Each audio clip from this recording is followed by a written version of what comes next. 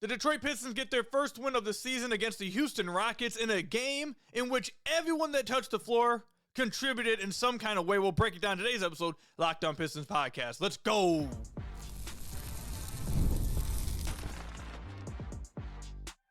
You are Locked On Pistons, your daily Detroit Pistons podcast, part of the Locked On Podcast Network, your team every day.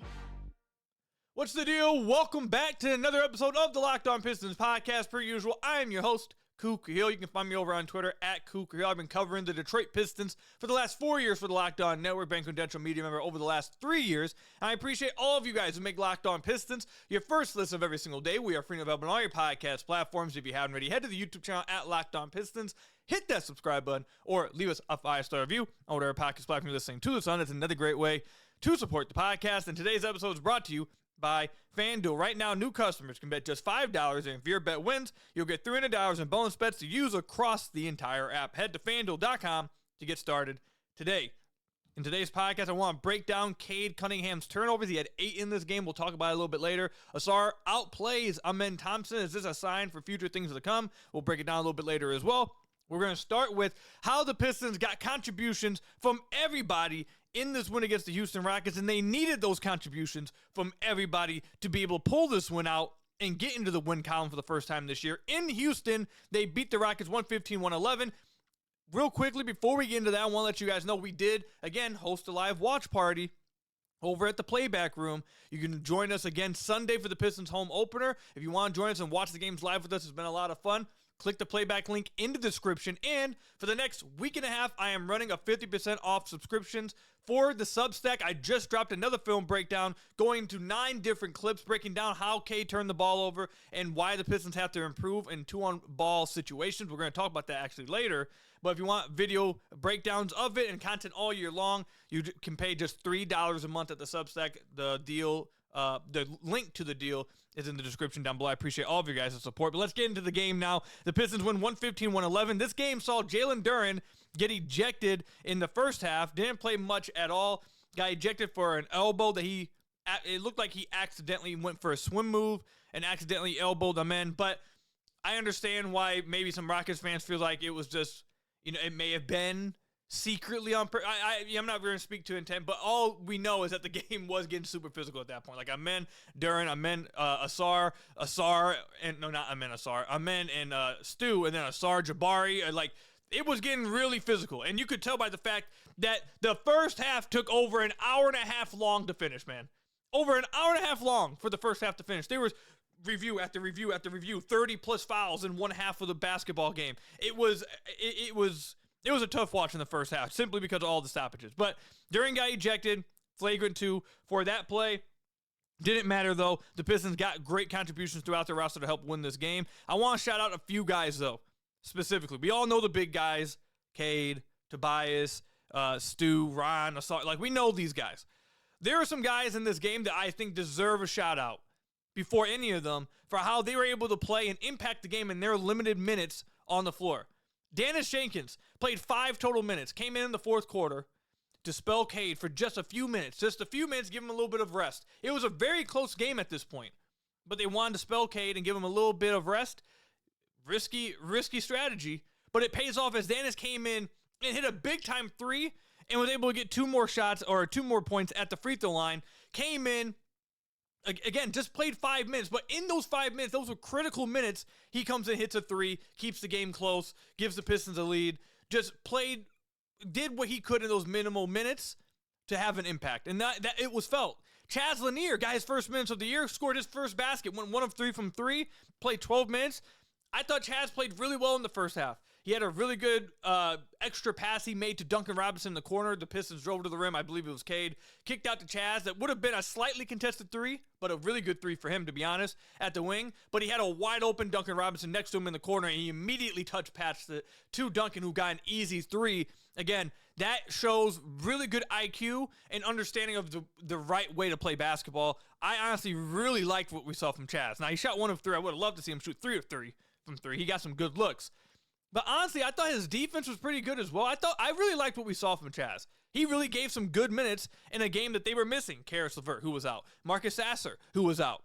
And he came in and he played well. Javonte Green played 20 minutes, was constantly engaged, constantly active on the defensive end of the floor. He had 7 points, 4 rebounds, and 2 assists, but constantly active on the defensive end of the floor, giving it everything he had. His presence was felt.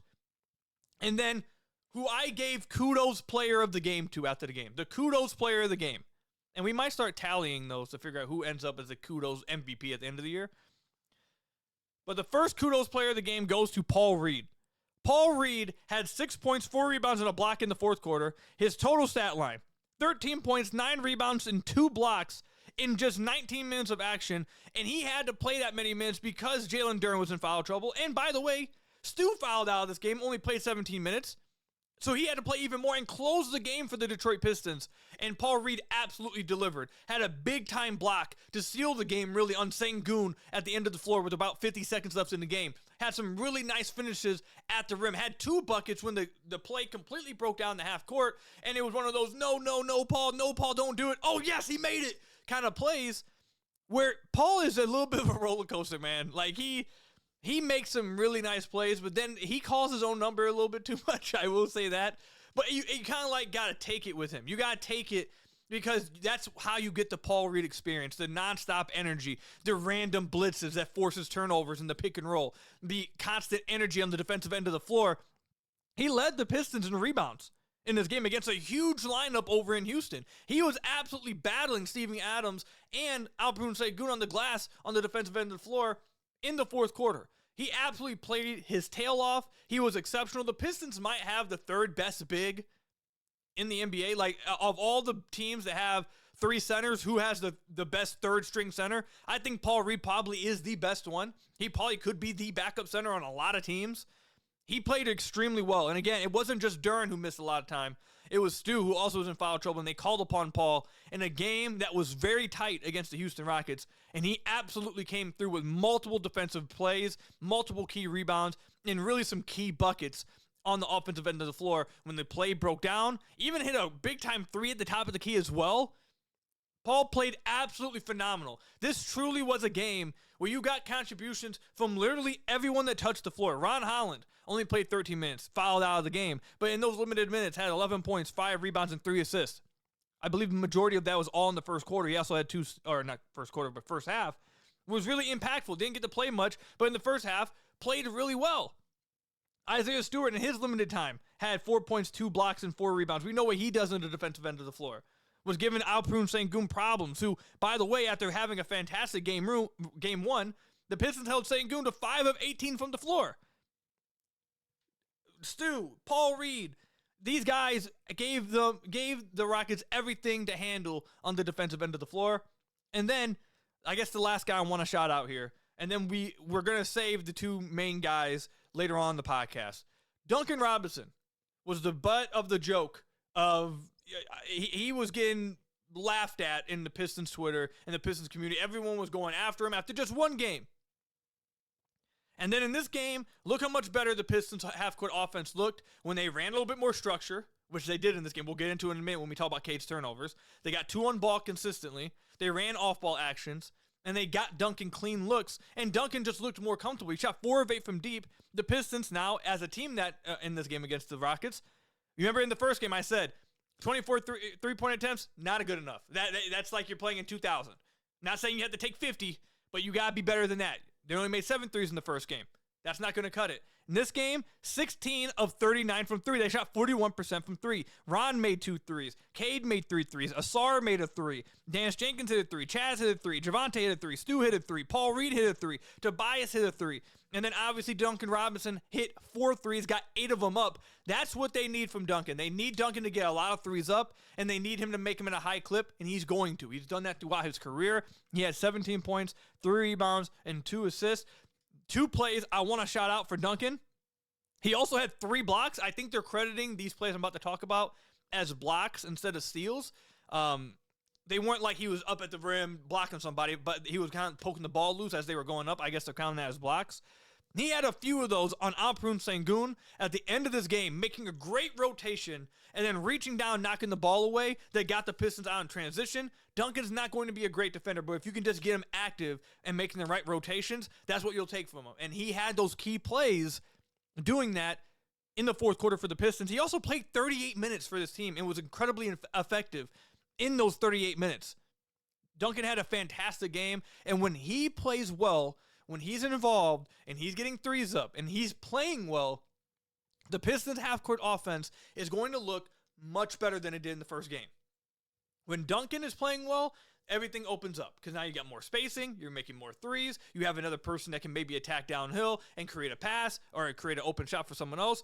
Duncan played really well, and it really showed in how well the Pistons played within the half court of this game compared to the first one. The first game in that first quarter, the first half against the Bulls really was just disgusting. But in this game, it looked a lot better. They looked a lot better as a team, and going against a team like the Houston Rockets, who are considered a contender with KD now in the West, the Pistons took them down at home. At Houston, they took them down. A fantastic win for the Detroit Pistons, and they got contributions from literally every single person that touched the floor. That's how you play Detroit Pistons basketball. You get contributions from everyone. Play hard. That's the identity of this team.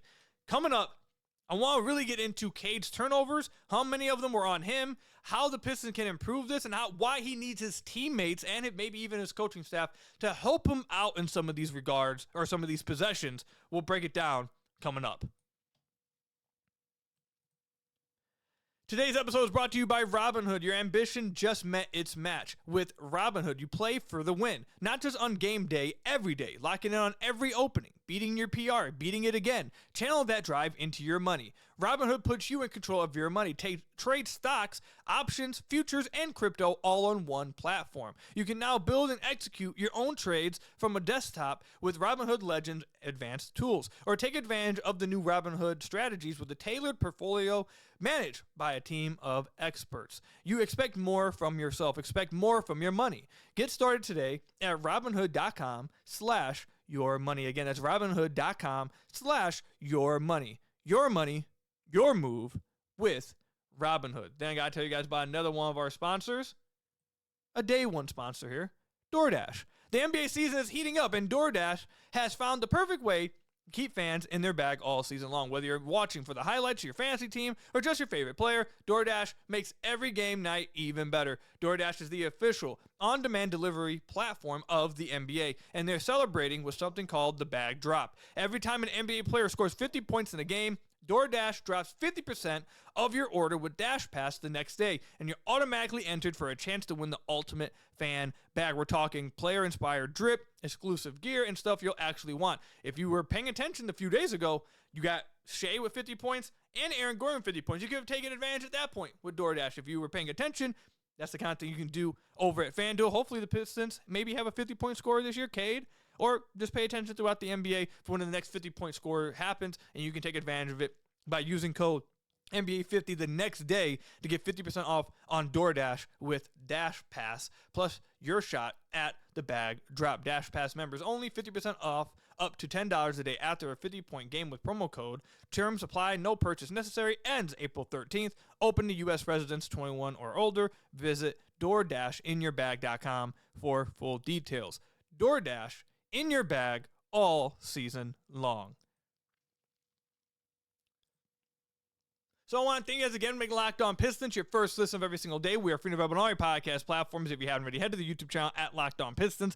Hit that subscribe button or leave us a 5-star review on whatever podcast platform you're listening to us on. That's another great way to support the podcast. If you want to join us for the live watch parties, we're at 900 and I believe 15 members in there. We're trying to get to 1,000 soon here. So if you want to watch the games live with me and the rest of the Pistons fan base, hit the link down below at the Playback Room. Download the Playback app. Join the room at Watch Pistons. And you'll be able to watch the games with me and the rest of the Pistons fan base. Or if you want all the content coming to you guys from the Substack, all the film breakdowns, just dropped one this morning, going over the turnovers we're about to talk about, going over the situations we're about to talk about coming up.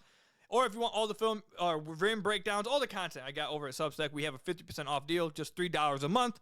Click the link down below, and you can take advantage of that deal. Appreciate all the support from all of you guys. Let's go ahead and get into Cade's turnover. So Cade, in this game, kind of, I feel like, had a little bit of a similar type of game to game one. He had 21 points, 9 assists, and 7 rebounds. But in this game, again, I feel like we saw him struggle for the first 3 quarters of the game. I thought he was not, I don't believe he was playing very, and if you guys can hear my dog in the background, losing her mind. What? Why is she like? I just had to stop talking for a minute because, like, dude, she sounds like she's actually losing her mind. Anyways, Paul, this dog, dude. 21 points, 9 assists, 7 rebounds. He shot 7 of 16 from the floor. But through the first 3 quarters, I thought Cade was really struggling. I thought he didn't look on his game. He was turning the ball over a lot. He wasn't making the right reads. He looked like he was fumbling the ball a little bit. He was struggling with some of the pressure that the Rockets were giving him full court as well. It wasn't, I thought, a great game from Cade through the first 3 games, through the first 3 quarters of the season, or of the game, I should say. But in the fourth quarter, I thought he really turned it up. He played really well. He hit multiple threes in that fourth quarter, really turned the game around, tried to give the Pistons a lead. He started to take care of the ball a little bit better. Had some good defensive plays, had a great rotation at the rim on Amen Thompson. Sengun rolling in the short roll, got Amen Thompson a wide open, what looked to be a wide open layup at the rim. Cade rotates down from the weak side, blocks it from behind. The Pistons get out in transition. He played really well in the fourth quarter. Now, that's back-to-back games now where Cade maybe struggles with not playing his best through the first 3 quarters, and then turns it up in the fourth quarter and really tries to bring the Pistons back like it was in Chicago, or extend the lead and keep the lead against the Houston Rockets, which I know that was something that a lot of Pistons fans wanted to see from Cade, which was come through in the fourth quarter, deliver in the fourth quarter, play your best in the fourth quarter, and you obviously would not like him to struggle as much as I feel like he has through the first 3 quarters of the game in both Chicago and Houston, but we are seeing him come through in the fourth quarter of both of these games. Now, I want to specifically mention his turnovers, because in this game he had 8 of them. Not acceptable. Like, that's honestly disgusting. You can't. 8 turnovers is wild, absolutely wild. How did these turnovers happen? Now, there are a few. I would say about 2 of them where it was just laziness from Cade. Bad passes. He like that lob to Ausar at the end of the game was a bad pass. He had another one when he tried to split a trap, and he just dribbled it off his own foot, and it went right to a Rockets defender. So he had about 2 or 3. I would say that was just him just being lazy. But you can deal with like 2 or 3. You can deal with 2 or 3 turnovers a game from Cade. Like, you can deal with that. 8, though, is bad. So I went through and did a film breakdown. If you want to check it out over on Substack, we have film and video breakdown of each thing. So if you want to see a visual representation of it, check it out.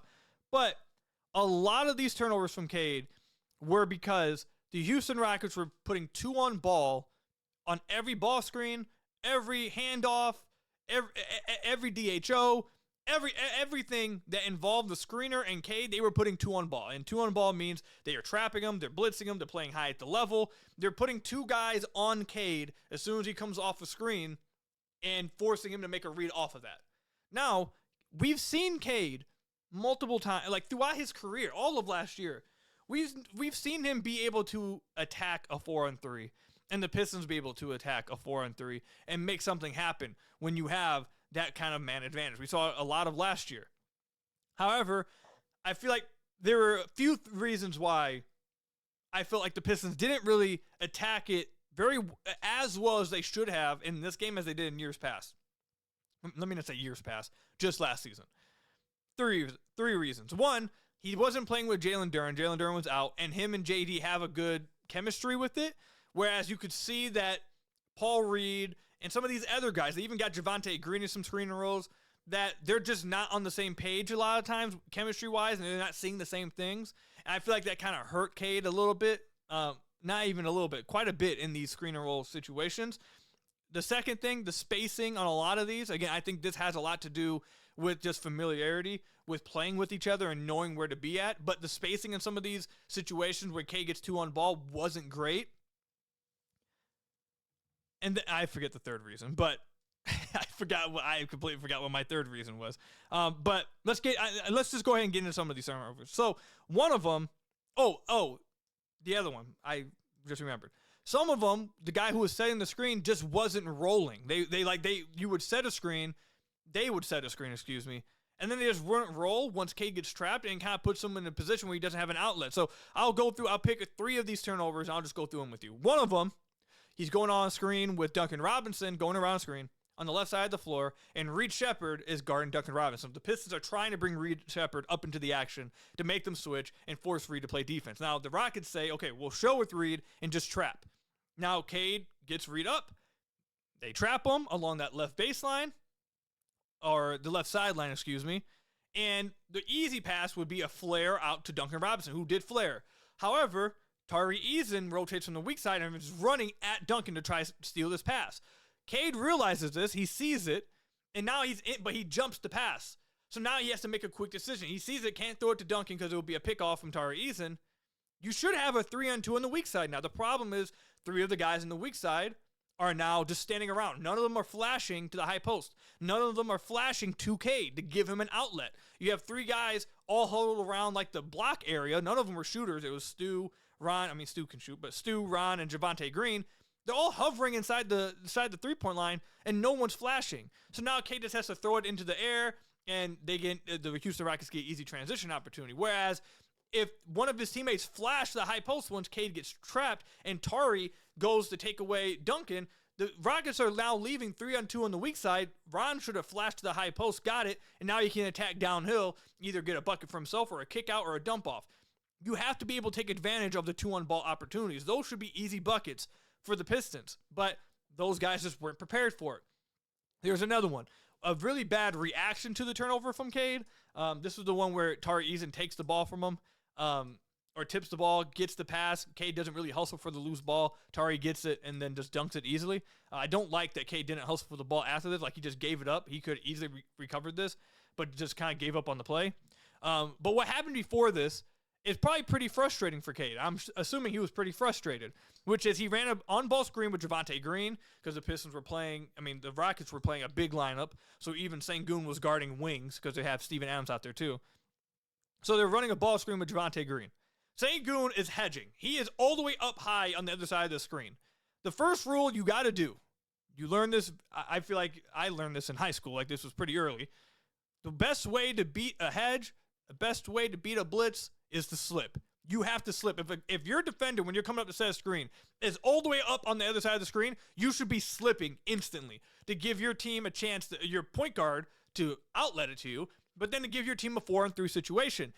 And Cade was kind of like rocking back and forth with the ball because Javonte was just standing there. He wasn't rolling. He was just standing there holding B, setting a screen, and Sengun's on the other side, and he's just not slipping. So now Cade's rocking back and forth. Now they pressure him really bad. They start trapping him aggressively. And instead of rolling to the basket, Javonte flares out or kind of just roams a little bit to the opposite wing for a 3. It was bad process. Javonte has to roll to the basket there. And now Cade, the entire time, by the way, if you're watching him, he's looking for the bounce pass, waiting for Javonte. He's literally looking down, waiting for Javonte to go so he can throw this bounce pass. Now he's frustrated, it looks like to me, and just throws a lob pass that gets tipped. Tari takes it and he gets a dunk. Now, Cade has to be more careful with the ball. He can't just lob it because he's frustrated, and he has to recover the loose ball. I get that. That's on him. But it starts from the fact that his teammates are either, 1, not familiar with his game. Javonte's a new teammate. Or 2, I think it's the bigger thing, is that they're not natural screeners. So without it being hammered home by the coaching staff, you're not really adept at being a screener, which leads us to our third point I want to bring up. In the fourth quarter, the Pistons were running ball screens with Paul Reed, and Paul Reed wasn't making the right decisions out of the short roll, I thought, which they took a timeout. It was about 4 minutes left, 3.5 minutes left in the game. And I was saying on the live watch party, I said during the timeout, if I'm JB, I am switching Ausar and Paul Reed. Put Paul Reed in the dunker spot. Let Ausar be the screener because you trust Ausar. You trust Ausar as a short roll passer, a short roll finisher, a short roll decision maker. Switch it. And they come out of timeout, and that's exactly what they did. They started running pick and rolls with Ausar. The very first one they did, they put 2 on ball with Cade. Ausar rolled immediately. He gets the bounce pass, and then he finishes over Jabari Smith at the rim with a nice left-hand layup. Perfect execution. They trap, you slip instantly, Cade gets it to you, you get an athlete going to the rim that can pass and can finish. Perfect execution. It should be every single play. The next possession, the next 2 possessions, or the next first possession, I should say, the next one after that, Ausar sets the screen, and he roams, just like Javonte did. He after having a perfect slip, now he's roaming, and Cade's kind of just waiting. He's waiting. And by the time he gets it to Ausar is not at the 3-point line, and he has to dribble down himself. Whereas if he just rolls, if he slips quickly, Now you got the 4-on-3. You get the exact same situation you got the possession prior. So it wasn't a turnover, but you can see that it felt like guys weren't accustomed to being screeners at times. I feel like it wasn't being hammered home enough by the coaching staff. Like, the coaching staff should be telling them at this point in the timeout, every single time they hedge, blitz, slip. You need to be slipping every single time. Every single time, whoever's screening, slip to the basket. And then, I guess the last play, the next possession, this one's on Cade a little bit. This was a turnover from him. He gets trapped in a ball screen with Ausar. Ausar, again, slips well. So first possession slips, second possession doesn't. Third possession, he does slip. Cade has the bounce pass, but Cade doesn't throw it. He tries attacking the rim 2-on-1 still. So he gets all the way to the rim, and by the time he then tries to throw the pass to Ausar, there's 4 defenders in the paint now. And now Ausar fumbles it, and now it's a turnover. Whereas if Cade gets that ball to Ausar early on the slip, Tobias is wide open in the corner because KD, who is guarding Tobias, is helping down, trying to take away the dump off. So you get the ball early to Ausar. Asar's now 2-on-1 on the weak side. He just throws an easy corner pass to Tobias. You have an open 3. A lot of the Pistons' struggles and Cade's turnovers was simply just not being on the same page in the 2-on-ball situations. Guys not rolling, guys not slipping, guys not flashing to the high post when Cade gets trapped. His teammates have to help him. Cade has to be smarter with the ball. He has to be more assertive with his passes. That's true. And he can't get frustrated that quickly. However, he needs his teammates and his coaching staff to help him out in these scenarios. The coaching staff, I feel like, did their job by putting the right guys in the screen and roll, but these guys need to slip. These guys need to show themselves. These guys need to flash. They have to make themselves available to be able to attack man advantages when Cade draws 2 players. And that just wasn't the case a lot of the times in this game. Now, they ended up pulling it out because they did it just enough. Cade had a really good fourth quarter, and Duncan played really well, and Ausar played really well. But if they want to get even better moving forward, that's something that they have to start doing. They have to start getting a lot better with this, especially when Dern's not in the game and the non-natural screeners, they have to roll. They just got to roll to the basket. Long segment there, but it is what it is. Coming up, Ausar outplays Ausar Thompson, his twin brother. This is a sign of things to come. We'll talk about it coming up. Today's episode is brought to you by Rugiet. Let's be real, making excuses doesn't solve anything. We've all heard them before. It's just stress, I'm tired, or it happens to everyone sometimes. And when it comes to performance, sometimes your body just needs a little extra support. And that's where Rugiet comes in. Rugiet.com offers fast-acting, doctor-prescribed treatments for ED designed to help you stop making excuses and start making moves. Rugiet makes it easy to get started. You just connect with a board-certified doctor 100% online, no awkward waiting rooms, no in-person appointments. It prescribed your treatment ships discreetly to your door. Visit rugiet.com/LockedInNBA to get 15% off your first order. That's rugiet.com/LockedInNBA. And don't forget to use our code LockedInNBA so they know that we sent you. Rugiet, stop making excuses and start making moves with Rugiet. Now, let me tell you about another one of our day one sponsors, FanDuel. The NFL season is here, and FanDuel has an offer you don't want to miss. Right now, new customers can bet just $5 and get $300 in bonus bets if you win. That's right, pick a bet, put down $5, and if it hits, you'll unlock $300 in bonus bets to use across the app. I love how FanDuel gives me so many ways to play. I've built parlays, tried player props, and even followed live lines during the games. It makes watching football even more exciting when you've got a little something riding on the action. Whether you're a casual fan or love diving into the stats, FanDuel makes the game day experience so much better. So, what are you waiting for? Visit FanDuel.com to download the FanDuel app today and get started and use your $5. If it hits, you'll get $300 in bonus bets to use across the app. Again, visit FanDuel.com to download the FanDuel app today and get started with FanDuel.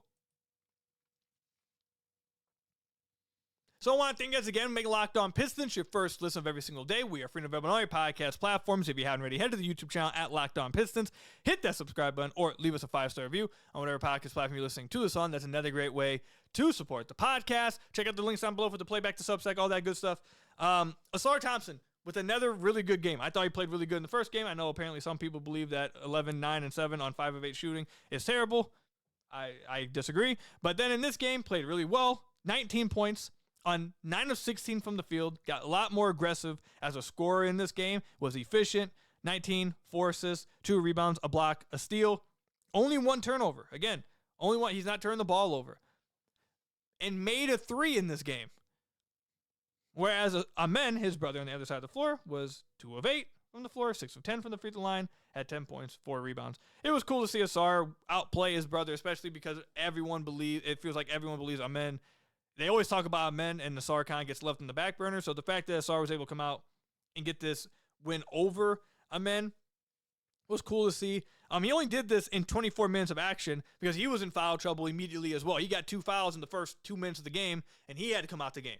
And then he didn't get to play much in the first half. So he only played 24 minutes of action. He had 19, 4 and 2, a 9-16 shooting.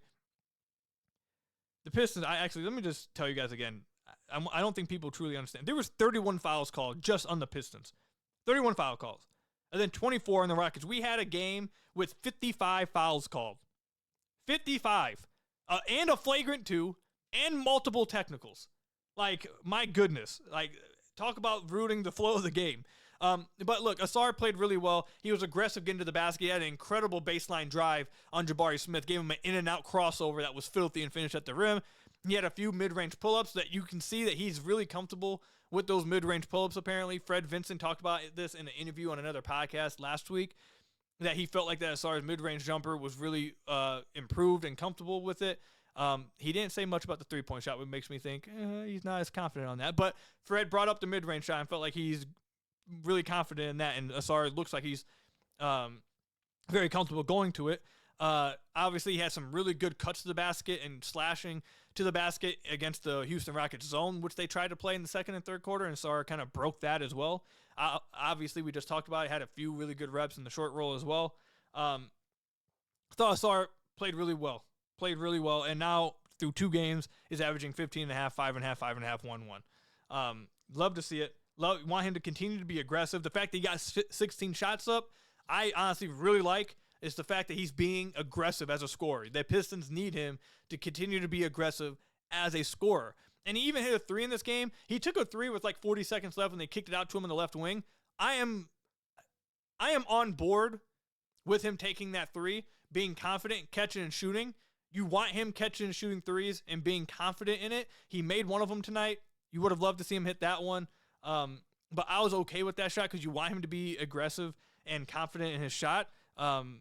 If he can hit 1 of 3 threes, low key, you take it for sure. There's 2 things though that I will point out that Ausar needs. I think he still needs to improve on, and that he hasn't looked good on so far through the season in just 2 games. Free throws. What's going on, Ausar? Like, the free throws is like, I defend you a little bit in the preseason because it's just preseason. Now you're still going into the regular season. Last year, their final 23 games, you shot 71% from the free throw line. Like, what's going on? There's no reason why you should just be 0 of 2 from the free throw line, struggling like this from the free throw line. You shot better this past year. You look better at the free throw line as the year went on. Let's get back to that. That's something that has to improve, especially about how often he's going to be slashing to the basket, how often he's going to get fouled. Let's get back to that where you were at near 70% from the free throw line. Can we get back to that, please? Like, come on. 0 of 2 is terrible. That's 1. And then 2, the other thing is, I feel like while he is very comfortable with the mid-range shot, it seems like he's going to be going to it quite a bit, which is fine, I guess. He can go to it. There's times where I feel like he goes to it before his drive is even taken away. Like, there was a drive in the third quarter when he went up for a bank shot on a men, and he missed it. Where he didn't even, I feel like the drive was still available. He didn't even try to drive it. He kind of just accepted the space and took a midi. I don't want the midi to be the first answer to the question when you're on ball. It should be the counter. You go to the midi, they kind of wall off your drive. It's going to be tough to get there. Now you're going to the midi. I don't want him just, turning down drives because there's space and now he just wants to take a midi. I don't know if that's the best process.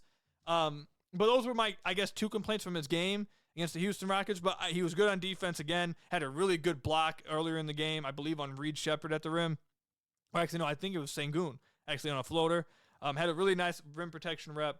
And again, if he can stay out of foul trouble, play more minutes. Again, this was just in 24 minutes what he did. If he can continue to be this aggressive offensively and give the Pistons this kind of scoring and aggression as a driver, it's going to be a big year for Ausar. So, really good game from everybody, I feel like.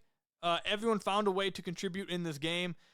Great win for the Detroit Pistons against a contending Houston Rockets team. Let me know your guys' thoughts on this game and how the Pistons have looked through the first 2 games of the season down in the comment section down below or over on Twitter at Ku Khahil. That's all I've got for you guys today. Thank you guys for making Locked On Pistons your first listen of every single day. Free and available on all your podcast platforms. Hit that subscribe button on the YouTube channel. Leave us a 5-star review, whatever podcast platform you're listening to this on. And until next time, I'll see you guys later. Stay safe out there, and peace out, everybody.